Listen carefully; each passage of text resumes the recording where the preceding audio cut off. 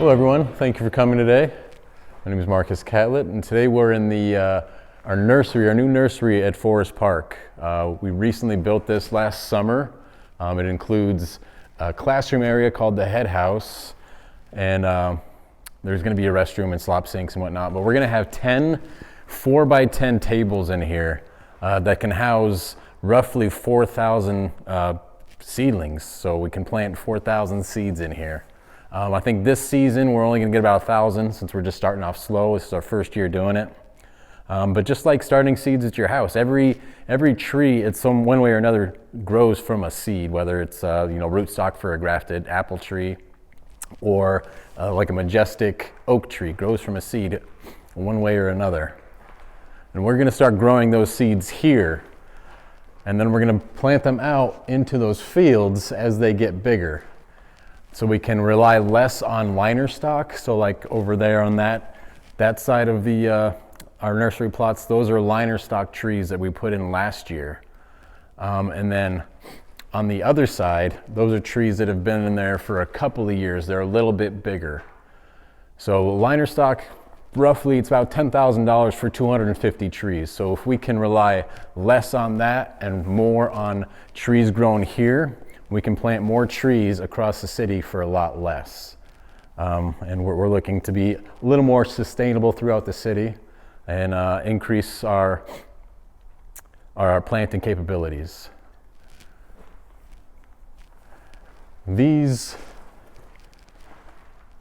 are louvers. They're going to help cool this greenhouse during the hot summer months. Right now, it's January and it's relatively warm in here. So you can imagine how hot it's going to get when that sun is beating down on this greenhouse. You can see on this side, you have these big exhaust fans. Those should be able to pull enough air out of the other side to adequately heat this. We also have what is called a shade cloth. So it's not up right now, but it's a 50% shade cloth that we throw over the roof, and that'll help reduce the temperature during July and August when it's really, really hot. There are other options for greenhouses, but we decided to go a little low budget this time. And I think if we do run into some heating or some cooling issues, we might get an evaporative cooler that draws water down mats, and as that water is pulled through the exhaust fans, it cools that air through when it goes through the water. We'll move further in here. This obviously is not finished, it's still a work in progress. And we got some tools strewn about, but this is our head house. It's going to act as a classroom. So for our outreach and education, we're going to bring students from UMass, from Stick Technical Community College, and hopefully if Putnam wants to take part, we can also invite their students in here as well. But this is something we're very, very excited about. So right now we're having the Hamden County jail crews do the work here. So right now it's actually just the guards doing the work because of COVID. They can't let the inmates out. So right now it's just the guards, but hopefully the inmates can come and help out with this. So in this corner right here, we're going to have a bathroom. As you can see, the utilities are already in. There's going to be a heater. It's going to be a heated unit, and it's going to be a nice little oasis. There's going to be an attic as well, so we'll have stairs coming down this opening, and we can store whatever pots and some soil medium up there, and also a place to take a nap if need be. That greenhouse is it's a 24 by 36. It's a 36 long and a 24 wide. That was ordered through, it was a relatively local company, so a lot of companies are,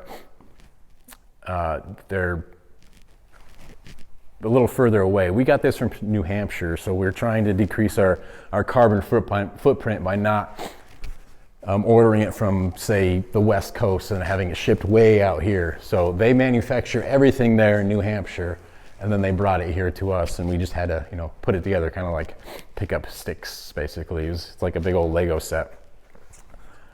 And we're gonna move outside.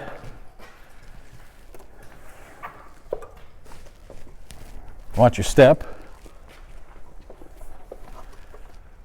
Like I said, it still is a work in progress. We still have the scaffolding up from the mason that did the brickwork. We still have the mason's sand here as well. Move along to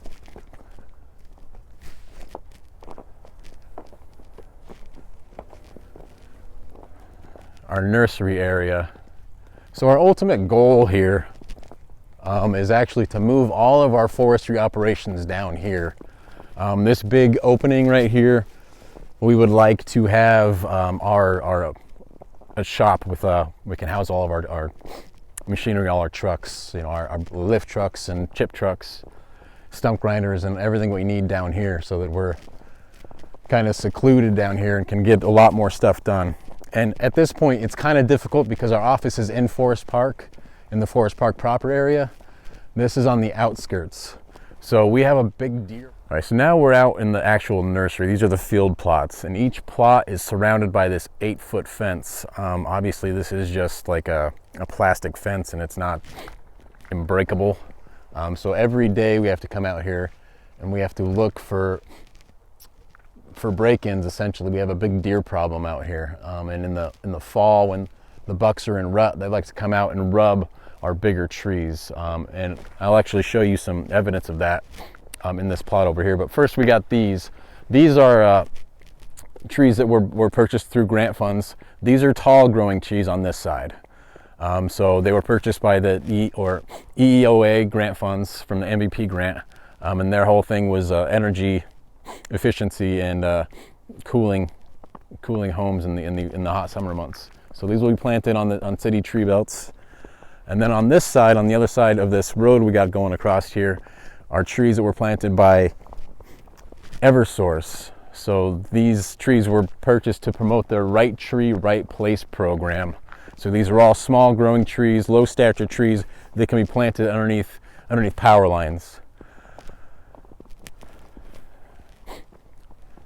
And as you can see, we have roughly 250 on this side and 250 on the other side. And then on that far side where you really can't see, we have probably about 400 very small seedlings. Some of them are balsam fir and some of them are pin oaks. They were actually purchased as the Arbor Day trees for students in 5th grade. We do an Arbor Day program for 5th grade students in Springfield. At different schools each year, and because of COVID we weren't able to hand them out, so we planted them in here. These are all small trees. This is called liner stock on this side. They're purchased at like 1-inch caliper or smaller, and if they're smaller than 1-inch caliper, they're called whips, so they could be 3-foot whip or 4-foot whip. Now on this side, these are bigger trees. They've been here for a few more years. They're much taller. A lot of them are ready to go out. We plant these trees in the spring and in the fall, and we plant them bare root.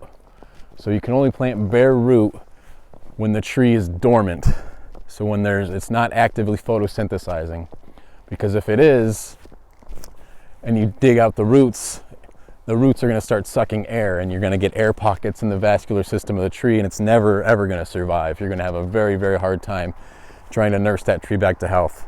So it's best to plant bare root trees in the spring and the fall when they're dormant. You can plant container trees or balled and burlap trees at any point in the year when the ground's not frozen. So those tall oaks, those are sawtooth oaks, and those were purchased 4 years or 3 years ago. And as you can see, they've actually put on a lot of size, and we want to plant a lot of those out in the spring. If you can see this small one that's kind of directly in front of us, it's a little scraggly looking oak.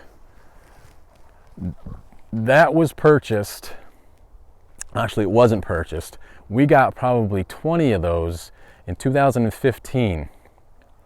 So it's 2021 now. As you can see, that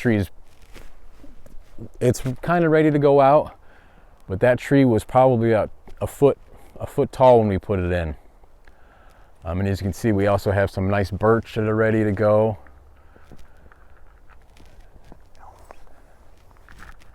And on that far, you can't really see them from here, but past those sawtooth oaks, we have about 150 to 200 elms that were grown by the Nature Conservancy. They were grown in a greenhouse up at UMass, and now a lot of them are ready to go out. So I think the Nature Conservancy is going to take around 100 of them, and they're going to plant them out in riparian areas across the Connecticut River Valley, and see how well they do, and hopefully they survive until they become majestic oaks or elms. And then the remaining ones are going to be planted out in the city streets.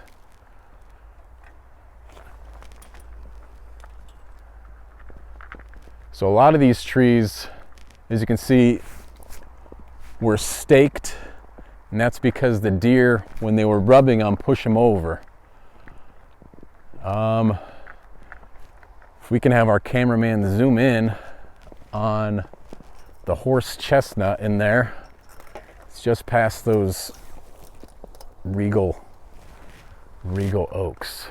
You can see let's just walk in there. There's a rub that happened probably about 3 years ago on that horse chestnut. Let's take a walk in there, Marcus. Well, yeah, let's take a walk in there. We'll check it out.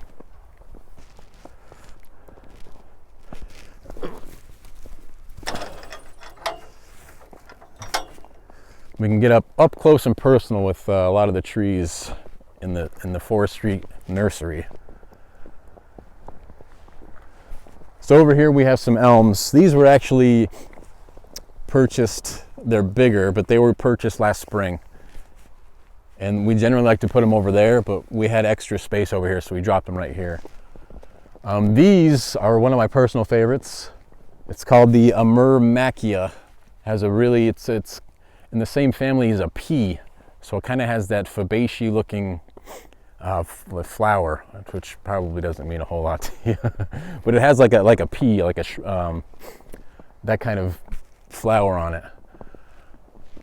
So these beautiful things are Regal Prince oaks. They have this very upright growing habit, so they don't grow very wide at all. They grow very tall. So that's called columnar, and in the business we call it fastigiate. These are also oaks. These are chinkapin oaks. And this is the one horse chestnut we have in our nursery. And the only reason it's still here is because of this. So this happened a few years ago, and it's slowly healing, but we can't plant this out in the city streets because this is a point of weakness. And it might be subject to vandalism, and it might snap off, and we just don't want to put that liability out on the streets. But you can tell that these big buds, and they're kind of sticky. But this has a palmate leaf, so it's called palmate because it kind of looks like your hand. And this one is opposite. So like we said in that one class, it's mad horse, and I think David said mad cap horse. So it was maple, ash, dogwood, and then horse chestnut. So these are opposite buds. So you have one on opposite sides, just like right here. So like this rub happened a few years ago. We had a break-in, despite our fence, we had a break-in in the spring, or in the fall rather. And this happened. This isn't that bad. It's not all the way down through the cambium into the wood. So like this one was into the wood through the cambium. This is a tulip tree. And as you can see, it also broke off a branch. But Like this was going to get planted out, and so was this one, as you can see by that red or pink tag on it. But obviously we can't plant that out because it has that horrible rub on it. So this one is actually really bad. See how it went down? This is the wood right through here, and this is the cambium structure all the way, like basically from this point on. So it has no cambium in this little area right here. So this point, this is going to die right through here, this part of the cambium. But like that you saw on that horse chestnut, it's going to callus over and it's going to heal itself eventually.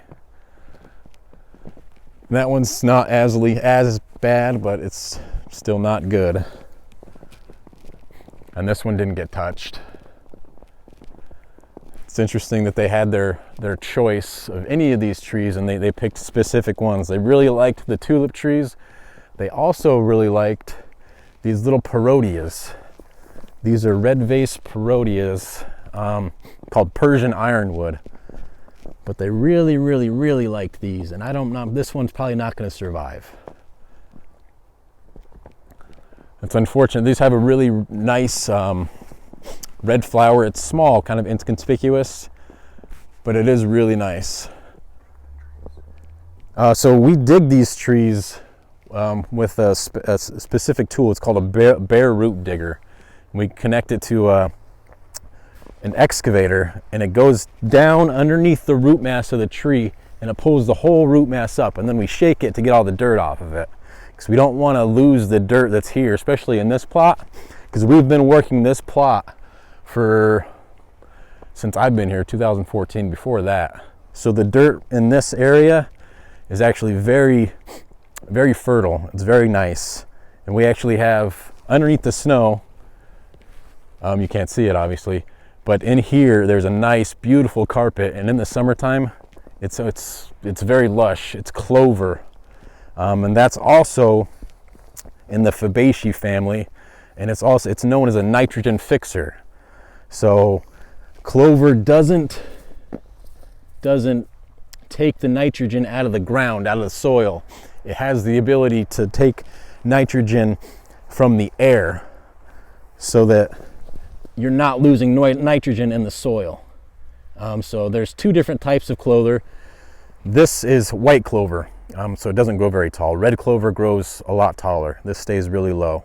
So we mow it a couple times a year, and there's really no maintenance that's needed. But it's like a beautiful lush carpet of clover in here. We also, on the far side, on the side of the truck over there, we have some container trees. We'll run over there and we'll show you those as well. But this is a lot of what we do in our nursery. So this is where we get most of our trees that are planted on city streets. So we do have some contracted plantings, but this is a lot of the trees that planted on the streets come from this nursery. The trees, every single row in this nursery has a drip irrigation system that's hooked to a manifold. So the manifold is over there, it's just PVC, and it's hooked to like a sprinkler box. So this is all pressurized drip line, dripping at about 9 gallons per minute. So each tree gets plenty of water. So these trees are London plane. I do believe that I mentioned in a tree ID class, the exfoliating bark. So what this may look like it's been rubbed, but this is just the way this tree looks. This bark just flakes away as the cork cambium expands. It cracks this, so this bark just flakes away, and then there's new bark underneath it.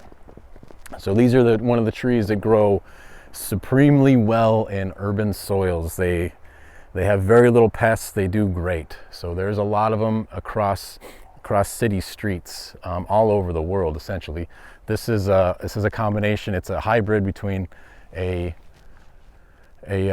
American sycamore and an oriental plane tree, and it's been in cultivation for 400 years. And this is also, or not also, but this is an opposite. So as you can see, the buds are on opposite sides of the branches, or alternate sides of the branches. And there's little damage right there. We'll go through and we'll look at the birch as well. These also do very, very well in urban soils. And this one, just like the plane tree, is alternate.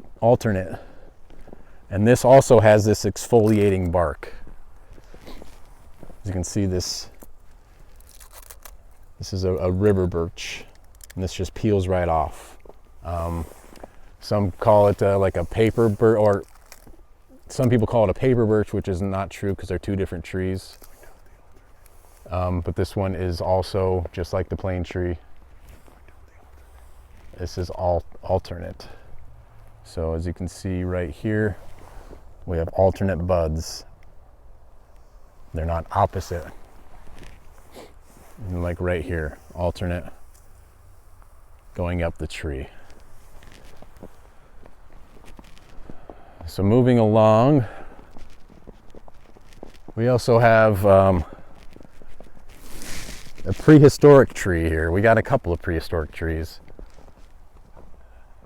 So this is Ginkgo biloba. I don't know how many of you are familiar with it. It also comes in pill form, but this is also alternate. But so notice how the buds, they grow on this. This is a very distinct tree, and it has extremely distinct leaves. This is the only surviving member of basically an extinct genus of trees. So it's considered prehistoric because it was around when dinosaurs were around. So we have that one as our prehistoric tree. And it's so this is the Princeton Century is the type of variety.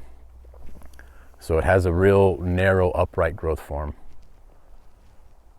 Not as narrow as like the Regal Prince oaks that we had back there, but it's still pretty narrow compared to the species form of it. And this scraggly looking thing is a Don redwood. It's one of the few trees that loses its needles. So it's considered a conifer, but it's a deciduous conifer. Like this and the American larch and different larch species. The bald cypress also lose needles. But this is also a prehistoric tree. It wasn't, science thought it was extinct until the 1940s when it was found in China, in a low-lying valley in China.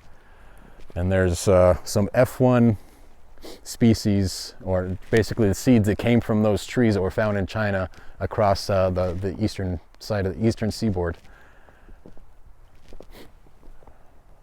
So we'll move back and go back out, and we'll go take a look at those container trees to get you an idea of the different growing stocks there are. All right, well, there's another type of tree I want to show you. This looks dead. These look dead, but I assure you they're not. So I think in the tree ID course, we were talking about trees that didn't have any buds in the wintertime. This is a Kentucky coffee tree. So you can see it almost looks like there's no buds on it. So these are the scars where the leaves were for last season. Right above that, the bud will come out in the springtime once it starts coming out of dormancy. But as you can see right now, it looks like there's no buds. Well, that's all I want to show you in this nursery. We'll go back out there and we'll take a look at those container trees.